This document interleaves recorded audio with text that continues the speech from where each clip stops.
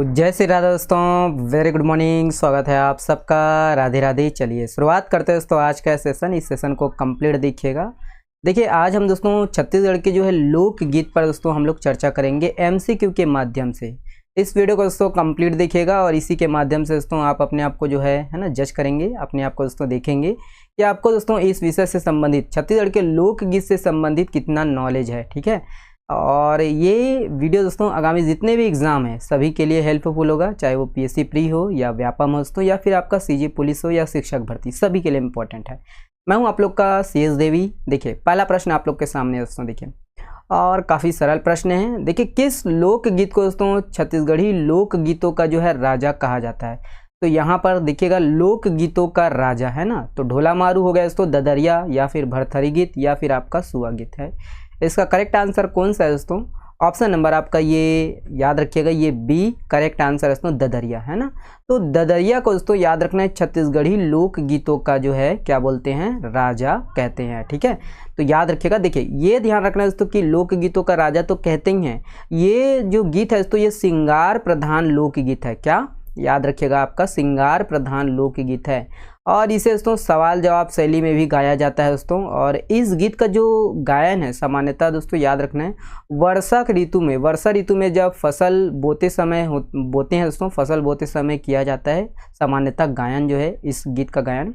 और बैगा जनजाति के लोग दोस्तों ददरिया गीत के साथ दोस्तों नृत्य भी करते हैं। ठीक है, तो याद रखिएगा ये लोकगीतों का राजा ददरिया है ना, याद रखना है ना, ददरिया याद रखिएगा है ना। एक आध ठो ददरिया होगा है ना, तो कमेंट्स में भी कीजिएगा, जैसे है ना, ये आमा के पान माँ बैठेला महीना 9 दिन के अवैया लगाएला महीना। ओके, तो यही है, याद रखिएगा ये ददरिया। अगला प्रश्न ये है, देखिए दोस्तों कि छत्तीस निम्नलिखित में से दोस्तों कौन से जो है लोकगीत मूलतः राजस्थान की जो है लोक गाथा है। तो राजस्थान की लोक गाथा, तो ऑप्शन देखिएगा दोस्तों यहाँ पर है ना, इसका करेक्ट आंसर की बात करें तो देखिए राजस्थान की है ना मूलतः ये करेक्ट आंसर ऑप्शन नंबर कौन सा है, तो ऑप्शन नंबर आपका ए करेक्ट आंसर है दोस्तों, ढोला मारू। ठीक है, तो ये याद रखना है, ढोला जो है ये राजा का नाम होता है दोस्तों और मारू जो है ये राजकुमारी की जो है नाम होती है। ठीक है, तो ये मूलतः दोस्तों राजस्थान की जो है खासकर बीकानेर क्षेत्र है ना, बीकानेर राजस्थान में एक क्षेत्र है बीकानेर, वहाँ का ये मूलतः दोस्तों कहानी है। ठीक है, तो याद रखना है राजस्थान की लोक गाथा है मूलतः ये ढोला मारू, और छत्तीसगढ़ में भी काफ़ी है ना लोक गाथा ये चर्चा में चर्चित है। ठीक है, काफ़ी प्रसिद्ध है।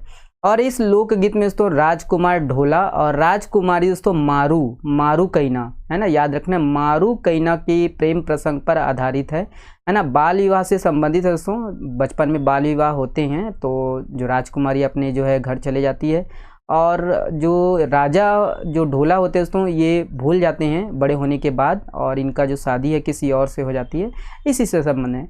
तो देख लीजिएगा आप लोग है ना, पढ़ना है तो पढ़ लीजिएगा, यूट्यूब में भी है, बहुत जगह है ये।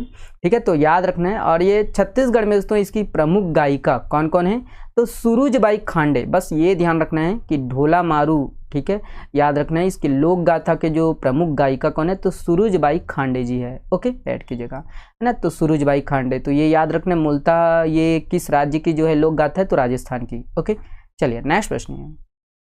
देखिए दोस्तों कि यहाँ पर भरथरी गीत ये दोस्तों किस पर आधारित है, तो भरथरी गीत किस पर आधारित है दोस्तों, इम्पोर्टेंट प्रश्न है, ध्यान दीजिएगा यहाँ पर है ना। तो ए बी वियोग हो गया, श्रृंगार हो गया दोस्तों, हास्य हो गया या फिर आपका करुणा हो गया। तो ये ध्यान रखना कि ये भरथरी जो गीत है दोस्तों ये वियोग पर आधारित है, तो वियोग है ना, option number A correct answer है। ठीक है, तो भरथरी गीत सबको पता है दोस्तों, रानी पिंगला और राजा भरथरी की ये कहानी है। तो ये लोक गाथा दोस्तों लोक गाथा गायन है, याद रखना है राजा भरथरी जो कि उज्जैन के राजा रहते हैं ना, राजा भरथरी और रानी पिंगला के दोस्तों वियोग गाथा पर ये आधारित है। ठीक है, भरथरी गायन, और इसमें दोस्तों श्रृंगार रस की जो है प्रधानता होती है, ध्यान रखना है वियोग गाथा है लेकिन रस दोस्तों श्रृंगार रस की भी इसमें प्रधानता होती है। ठीक है, ऐड कीजिएगा। और प्रमुख वाद्य यंत्र के रूप में दोस्तों इसमें सारंगी और एकतारा का जो है उपयोग किया जाता है दोस्तों, और प्रमुख गायिका के रूप में वही है सूरजबाई खांडे जी को रखना है याद। ठीक है, तो याद रखना ये भरथरी, ओके भरथरी गायन है ना।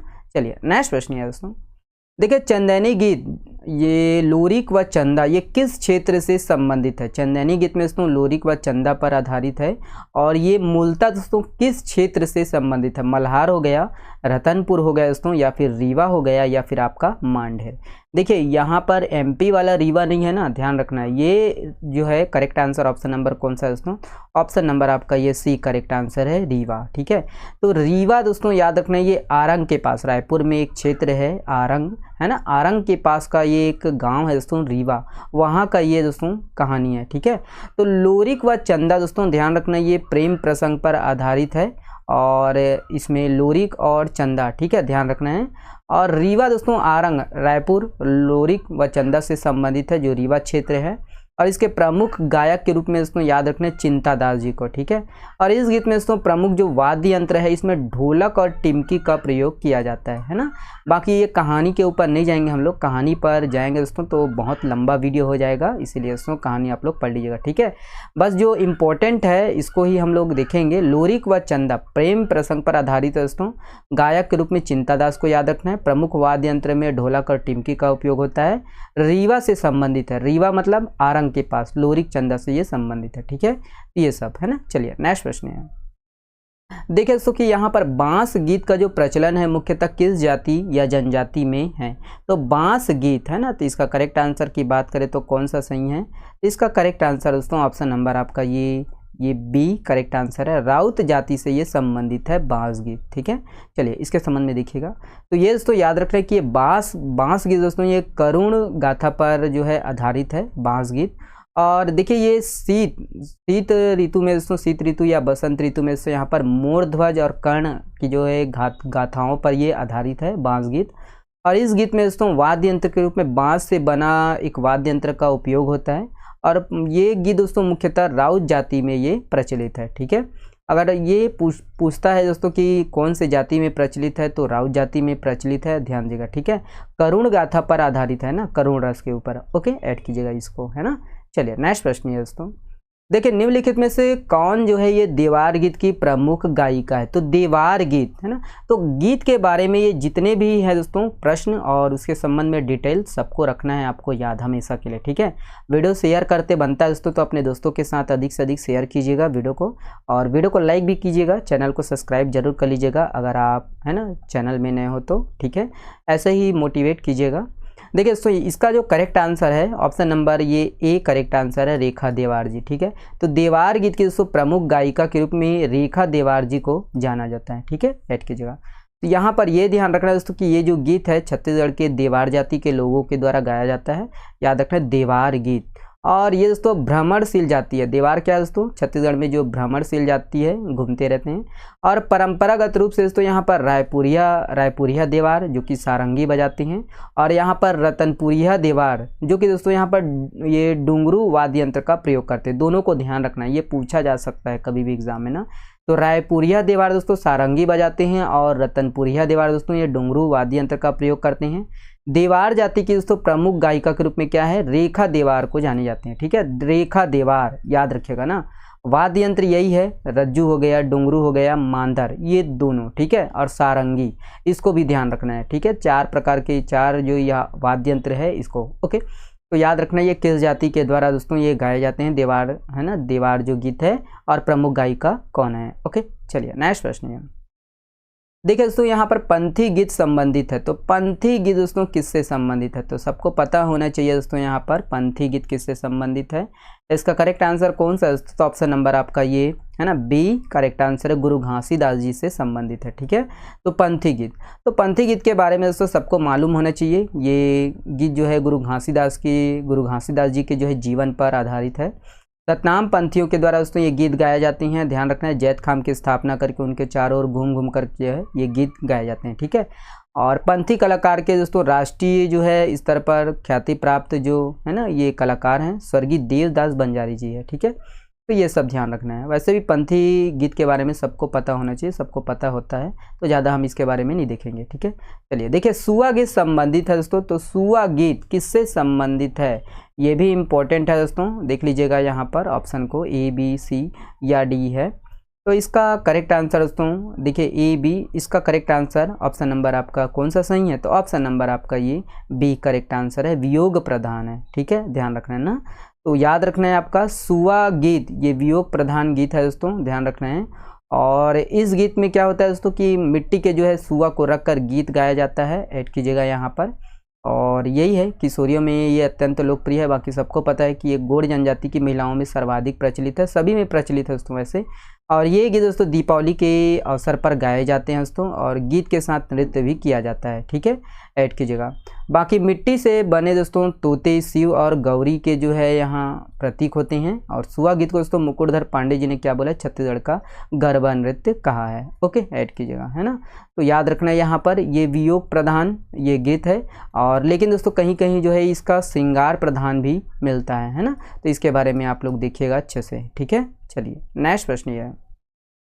देखिए राज्य में दोस्तों कबीर पंथियों के द्वारा कबीर की स्मृति तथा उनके शिक्षाओं को गीत के माध्यम से समाज तक पहुंचाने हेतु कौन से गीत गाया जाता है, तो वही है ऑप्शन में वैसे भी दिया हुआ है, तो कबीर जी से संबंधित है। Correct answer option number B है दोस्तों, कबीर गीत। ठीक है, ध्यान रखना है। तो यही है, याद रखना है दोस्तों कि राज्य में जो है कबीर पंथियों के जो है यहाँ पर स्मृतियों में ये गीत है ना, स्मृति में ये गीत गाए जाते हैं।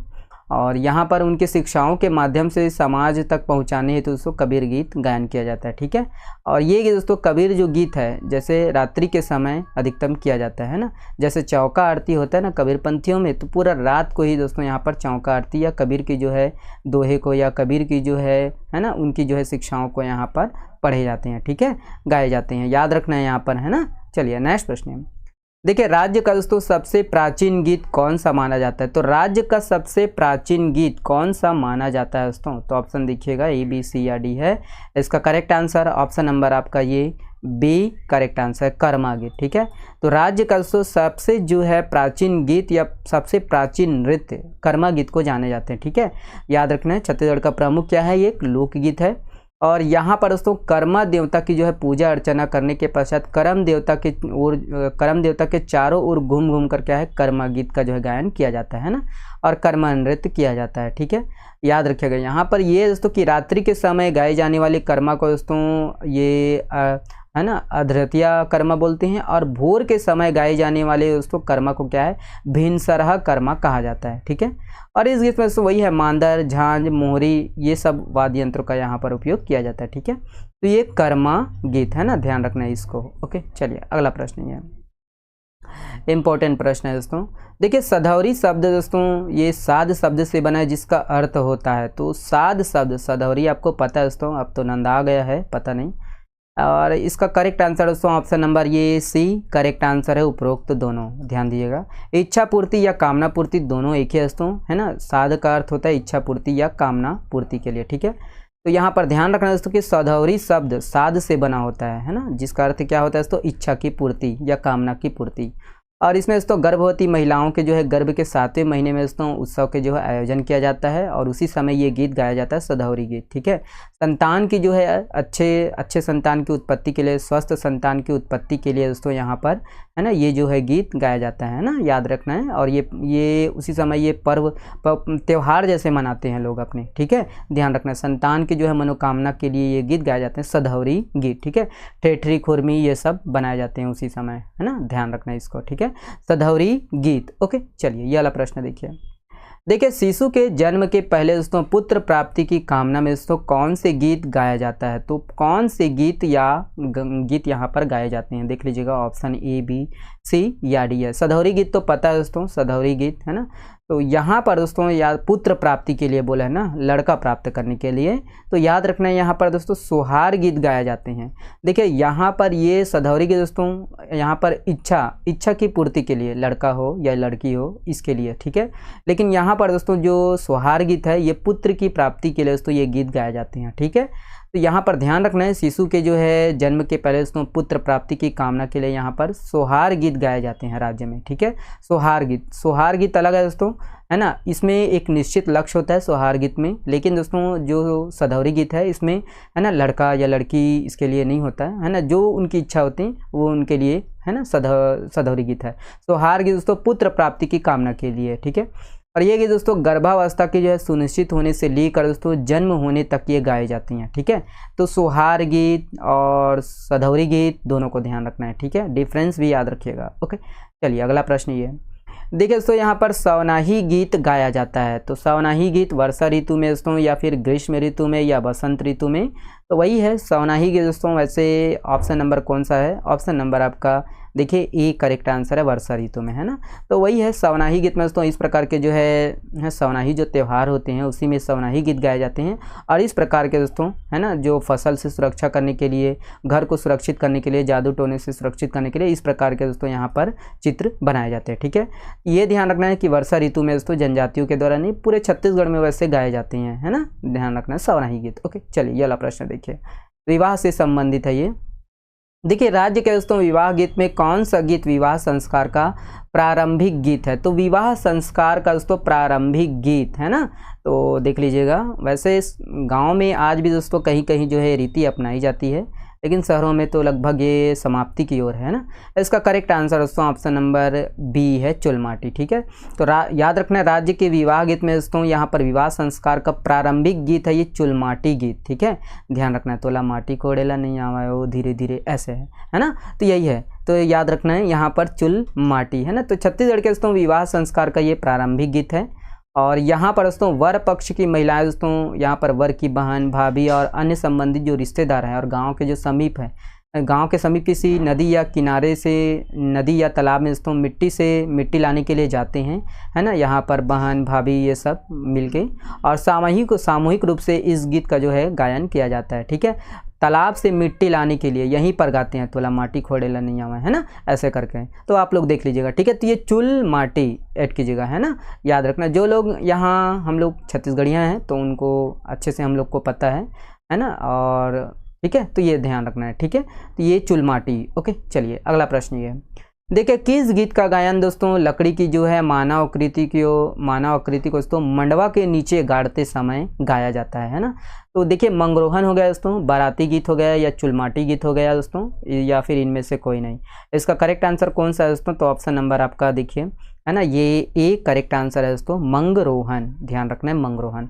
तो यहाँ पर दोस्तों मंगरोहन, ध्यान दीजिएगा, मंगरोहन क्या होता है कि यहाँ पर दोस्तों इस गीत का जो गायन है लकड़ी की मानव आकृति को दोस्तों मड़वा के नीचे गाड़ते समय, है ना, ये जिसे मंगरोहन कहते हैं, मड़वा के नीचे जो गाड़ते हैं लकड़ी के आकार का होता है ना, ऐसे ऐसे बड़ा वाला होता है ना। तो ये दूल्हे का ही प्रतीक होता है, दुल्हा दुल्हन का प्रतीक होता है, बना होता है, और इसी को दोस्तों गाड़ते समय ये गीत गाया जाता है मंगरोहन। ओके, ऐड कीजिएगा, है ना, तो मंगरोहन। चलिए अगला प्रश्न है, जब वर एवं वधु दोनों पक्ष में दोस्तों हरदाही, है ना, जिसको हरदाही बोलते हैं ना, हरिद्रा लेपन का कार्य किया जाता है, तो इसे कहते हैं, तो क्या कहते हैं दोस्तों? यहाँ पर ऑप्शन है, देखिएगा।